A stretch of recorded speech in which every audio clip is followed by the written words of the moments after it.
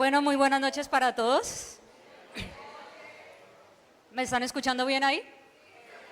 Ok. Más pegado al micrófono. Listo. Es una alegría para mí poder compartir con ustedes esta segunda y última noche navideña de este año. Gracias a todos por atender el llamado y estar aquí. Vamos a hacer una corta oración antes de empezar. Soberano Señor, delante de ti ponemos este tiempo, Padre. En tu voluntad has dispuesto que estemos aquí esta noche. Me presento delante de ti débil, sabiendo que no soy digna, que no merezco, Señor. Pongo mi corazón para que tú lo limpies y que la palabra que exponga en esta hora salga con integridad y sea fiel a lo que tú quieres decir, Señor. Que todo lo que yo exponga y que lo que mis hermanos escuchen esta noche y llegue a su corazón sea para tu gloria y para tu honra siempre. Te pido esto en el nombre de tu Hijo amado Jesús y por sus méritos. Amén.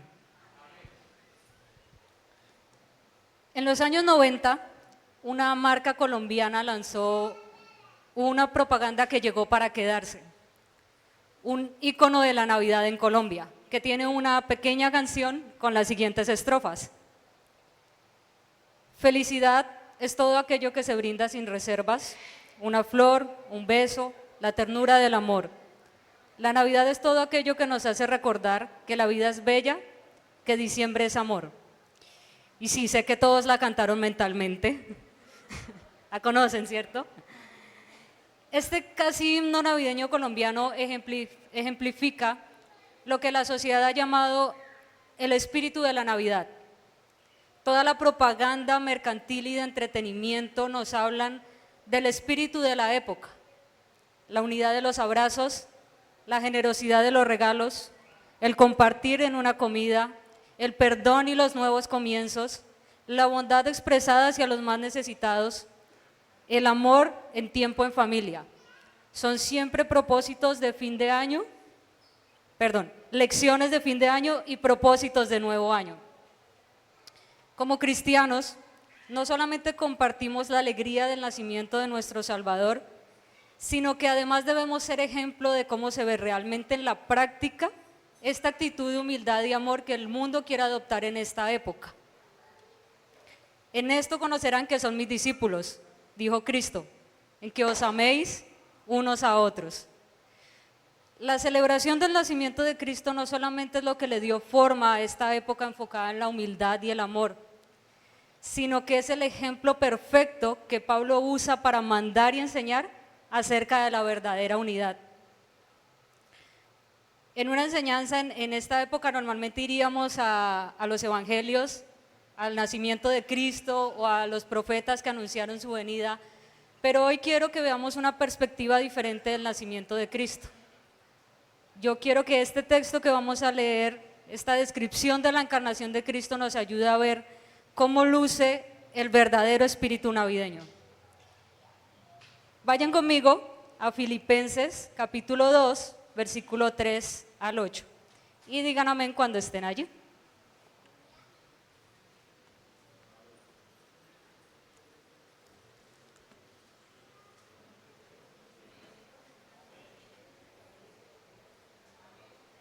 ¿Todos están allí? Lean conmigo. Nada hagáis por contienda o por vanagloria, antes bien con humildad, estimando cada uno a los demás como superiores a él mismo, no mirando cada uno por lo suyo propio, sino cada cual también por lo de los otros. Haya pues en vosotros este sentir que hubo también en Cristo Jesús, el cual siendo en forma de Dios, no estimó el ser igual a Dios como cosa que aferrarse, sino que se despojó a sí mismo, tomando forma de siervo, hecho semejante a los hombres, y estando en la condición de hombre, se humilló a sí mismo, haciéndose obediente hasta la muerte y muerte de cruz. La carta de los Filipenses la envía Pablo desde la prisión en Roma a la iglesia en Filipos por mano de Epafrodito. Epafrodito había viajado desde Filipos hacia Roma con una ofrenda que la iglesia había enviado a Pablo.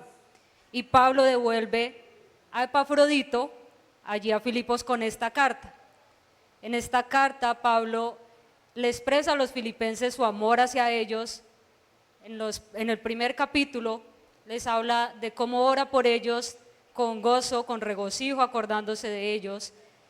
Les habla acerca de cómo sus prisiones han aumentado la exposición y han hecho que la palabra se expanda aún más, y les exhorta a mantener la unidad como una forma de defender el evangelio.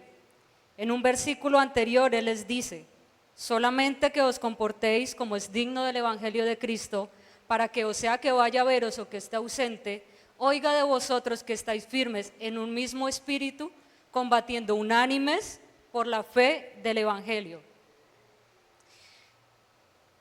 Ahora, para que los filipenses lleven a cabo esta instrucción, Pablo procede a señalarles 3 cosas que son las que quiero que veamos en este pasaje. La primera es la actitud equivocada, nuestra inclinación al conflicto.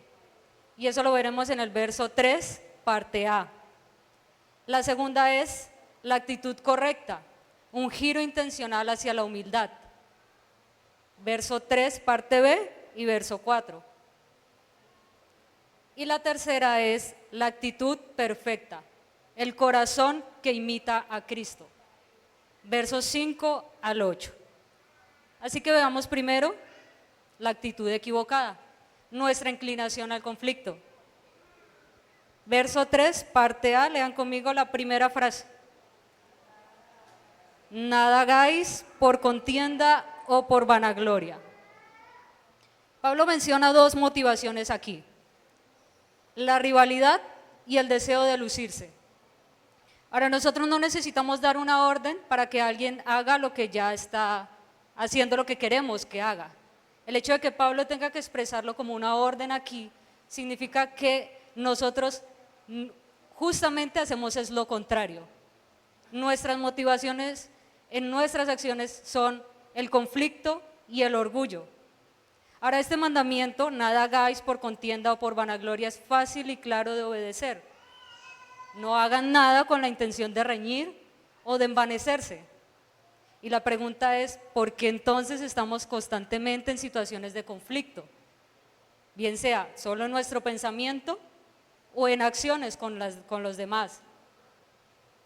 Bueno, la respuesta es por el orgullo en nuestro corazón, por el deseo egoísta de que las cosas sucedan bajo nuestro control y de que las personas actúen de la manera en que nosotros queremos que actúen. Cuando tengo conflicto con alguien, me pregunto, ¿estoy molesto porque esa persona claramente cometió un pecado? ¿O simplemente porque no actuó de la manera que yo esperaba? ¿Sus acciones ofendieron a Dios o solo mis expectativas?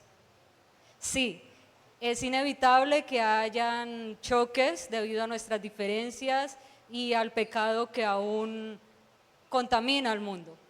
Pero entonces, ¿cuál es la actitud correcta? Segundo punto, la actitud correcta es un giro intencional hacia la humildad.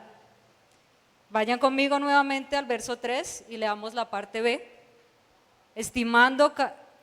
Antes bien con humildad, estimando cada uno a los demás como superiores a él mismo, no mirando cada uno por lo suyo propio, sino cada cual también por lo de los demás.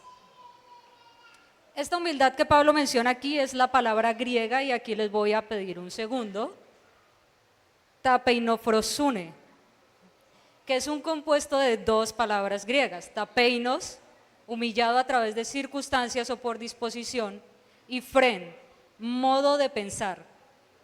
La traducción de esta palabra es humildad de la mente. Pablo nos dice que esta humildad es una acción consciente, racional e intencional. Es una humildad que no espera sentir para hacer las cosas, que sabe lo que es correcto y lo hace aunque no sienta hacerlo. La vanagloria levanta tal admiración de nosotros mismos que en consecuencia despreciamos a los demás. La humildad, por otro lado, cede nuestros derechos dando preferencia a los demás.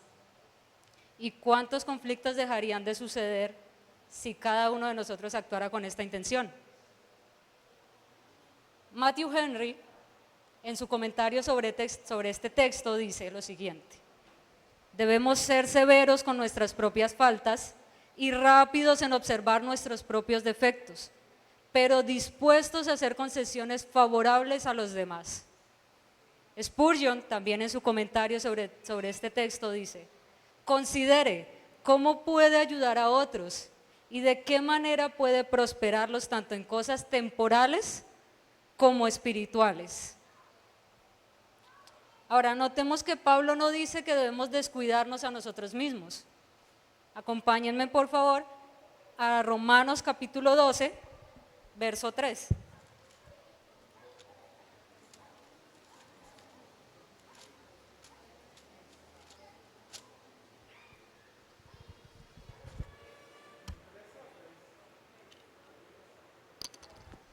Romanos capítulo 12, versículo 3.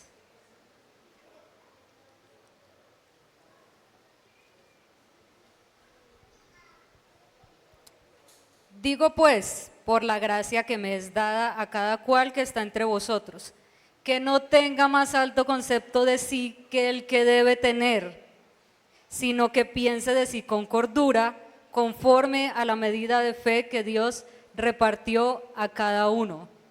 No se trata de pensar menos en nosotros mismos, se trata de pensar menos de nosotros mismos.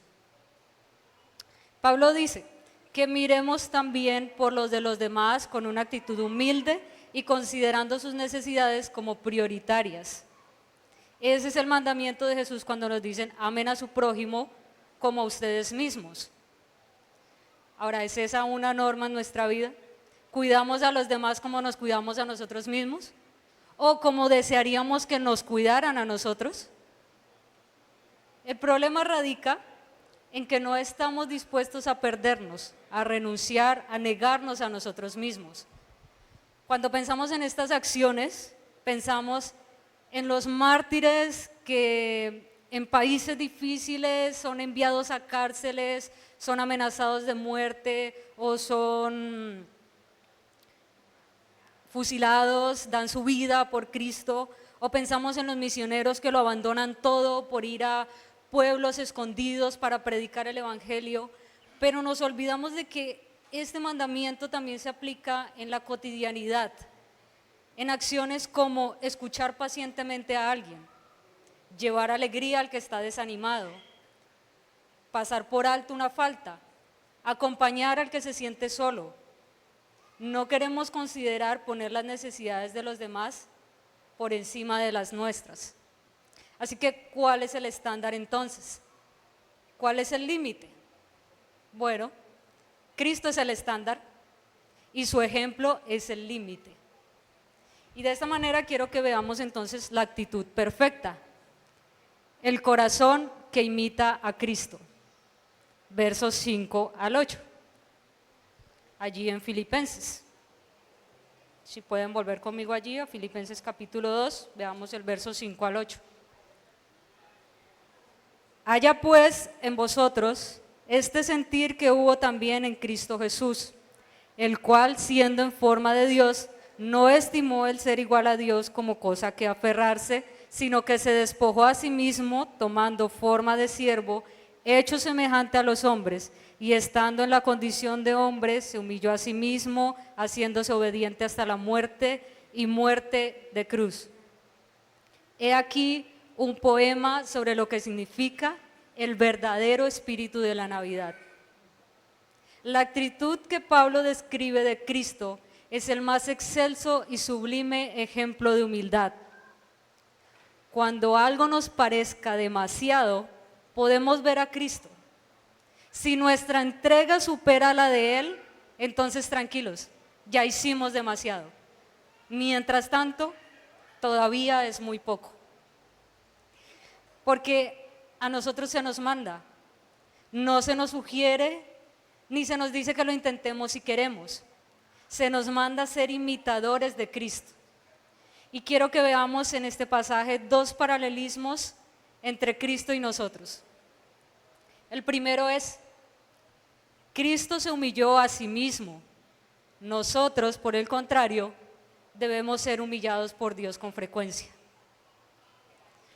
Él, admirable consejero, príncipe de paz, en quien habita corporalmente toda la plenitud de la deidad, el primogénito de la creación, la imagen del Dios invisible, por quien fueron hechas todas las cosas y por quien subsisten, a quien los cielos de los cielos no pueden contener. Él cambió por su propia voluntad y deseo la belleza de los cielos por un basurero de pecado. Pudo haber nacido como rey en el imperio más grande, en cuna de oro, y aún así haber sido una humillación para él.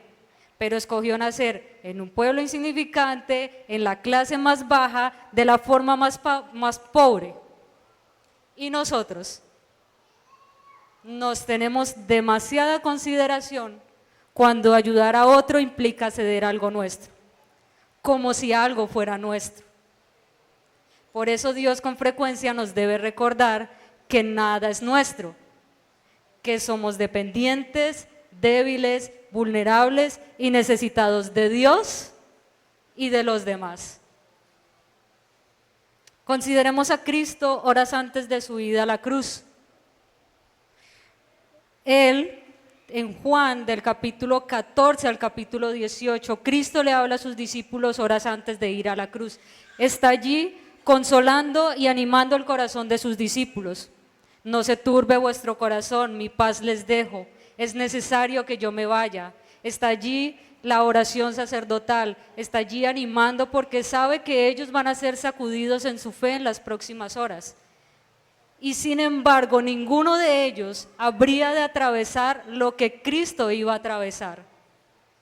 Juan Diego nos mencionaba en el devocional que daba el miércoles de lo que Cristo padeció, de los golpes, de cómo le escupieron, de cómo le ofendieron. Él nos decía, bueno, si a mí me escupen, yo voy a ofenderme, voy a indignarme. Y Cristo soportó, creo que eso fue lo más, de las cosas más sencillas que Cristo soportó. De ahí en adelante todo el dolor y la agonía. Ninguno de los discípulos iba a beber de la copa de la ira del Padre. Ninguno de ellos iba a cargar con el pecado del mundo. Pero Cristo estaba allí preocupado por consolar, animar y fortalecer el corazón de sus discípulos primero. Incluso cuando fue al Getsemaní, en esa agonía, le pidió a sus 3 discípulos más cercanos que lo acompañaran y ellos se quedaron dormidos mientras él oraba, sudando gotas de sangre. Y aún sabiendo eso, Cristo estaba allí preocupado primero por ellos. Y nosotros, cuando atravesamos alguna dificultad y alguien viene con una situación difícil, que en perspectiva no es tan difícil como la nuestra, ¿le consideramos a él y a su necesidad primero? Cuando alguien viene con una situación difícil que en ese momento termina siendo inconveniente para mí, ¿es su necesidad más importante que mi comodidad? Cuando la humillación de Cristo no podía ser más baja, al hacerse hombre en la forma más sencilla, Cristo se humilló aún más yendo a la cruz en obediencia. Y nosotros, ¿cuándo consideramos que ya nos hemos humillado más que suficiente? Segundo paralelismo, Cristo lo tenía todo y lo entregó todo. Nosotros no tenemos nada y lo empuñamos con fuerza.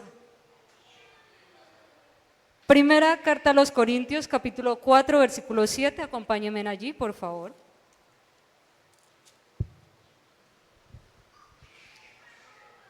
Y digan amén cuando ya estén allí.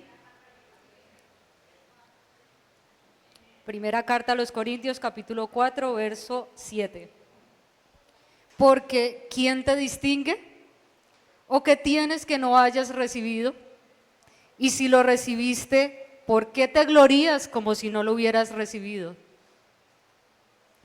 Una de las verdades que se enseña en esta iglesia es la sola gracia. La salvación es un regalo totalmente inmerecido. Y nos alegramos por eso. Sabemos que por nuestros méritos no lo podríamos obtener. Y sin embargo esperamos que nuestros hermanos hagan alguna cosa digna para recibir nuestro amor, nuestro servicio, nuestro perdón.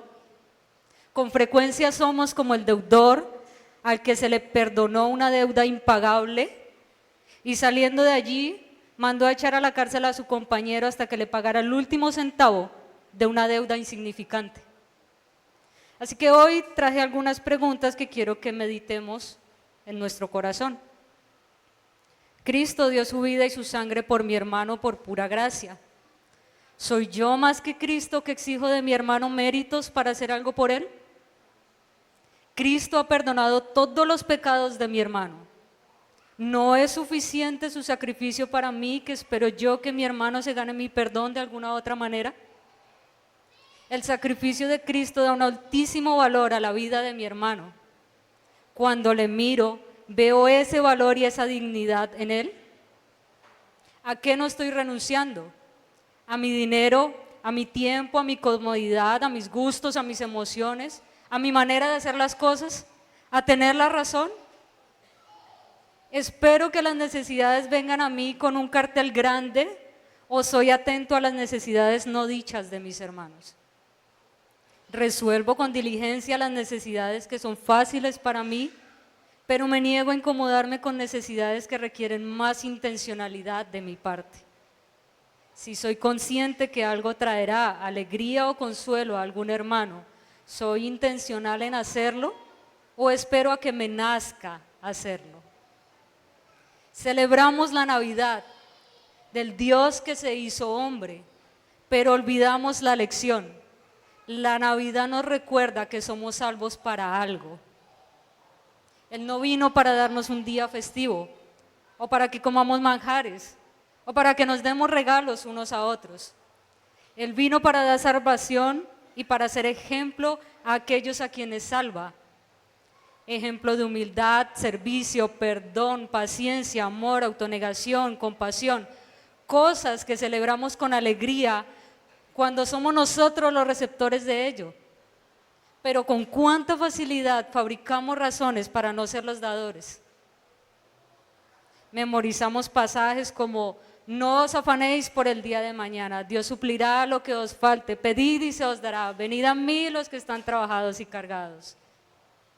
Y nos olvidamos de los pasajes que dicen: alentad a los de poco ánimo, sostened a los débiles, sed pacientes unos con otros. Gálatas capítulo 6, versículo 2.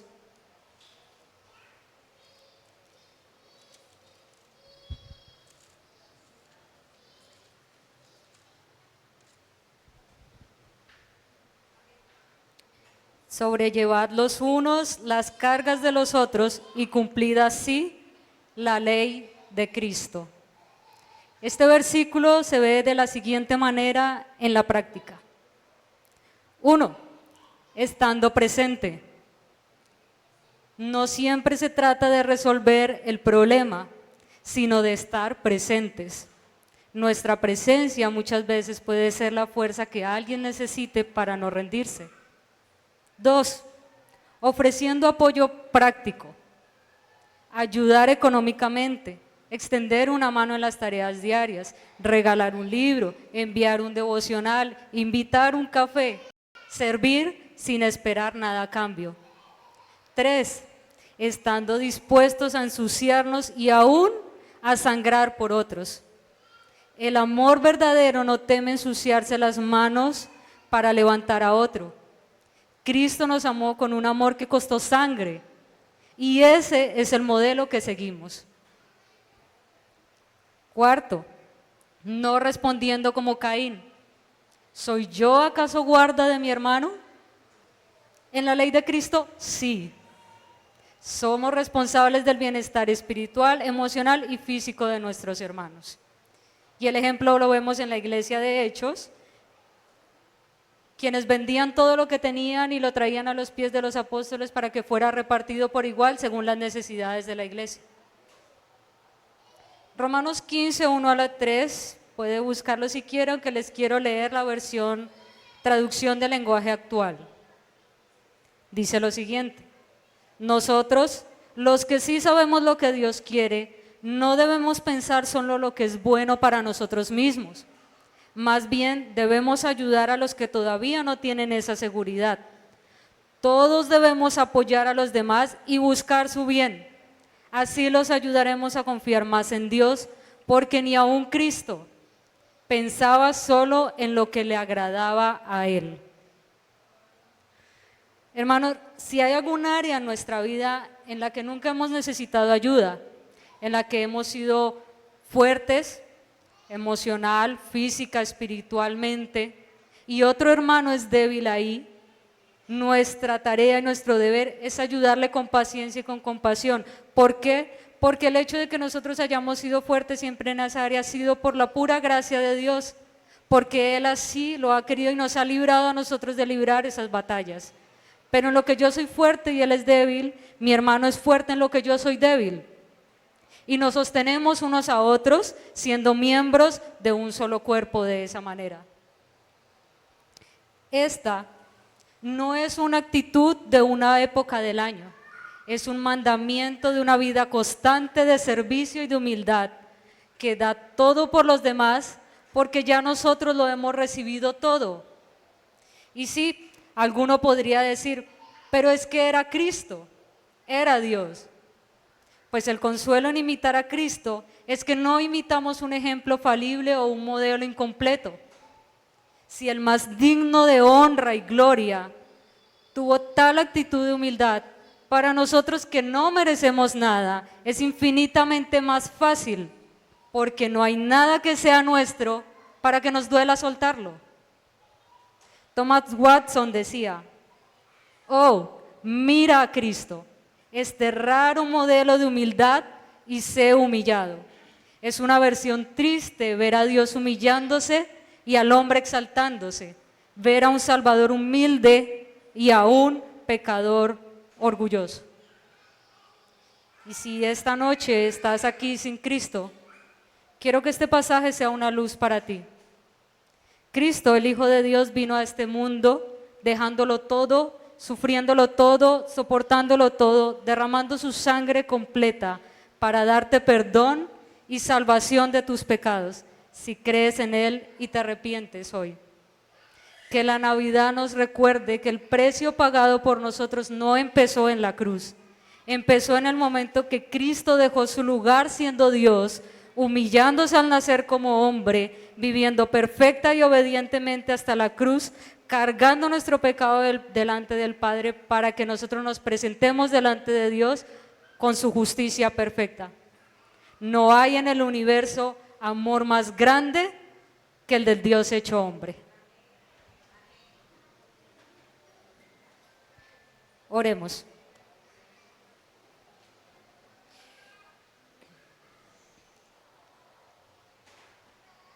Señor Dios, Padre eterno y digno de toda la gloria, de toda la honra, Señor. Nada es nuestro, nada somos, Señor. Nosotros no nos creamos, tú nos creaste, Señor, y toda la tierra es tuya. Perdona nuestro corazón, Señor. Perdona el orgullo. Perdona las veces que nos hemos enaltecido. Perdona las veces que nos hemos creído más, Señor. Que hemos creído que somos dueños de algo. Tuyo es todo, Señor.